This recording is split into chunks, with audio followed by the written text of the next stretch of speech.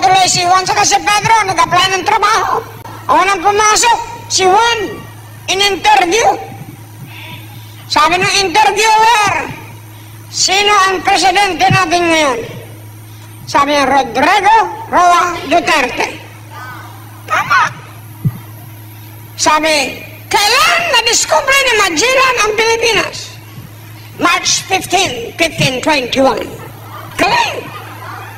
Tapos sabi ng interviewer, last question. Alam mo ba na may gamot na ngayon sa cancer? Sabi ni Juan, dati pa po. Alam niya na.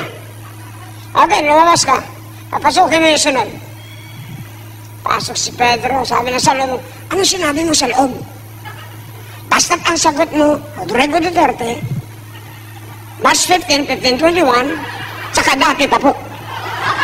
Basta't ang yung sagot mo. Baik, pagpasok sa amin ng interview kay Pedro, ano pangalan mo? Rodrigo Duterte.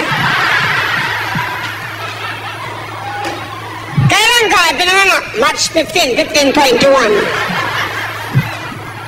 Sabi nung nag-interview, parang si Raulo ka, dati pa po.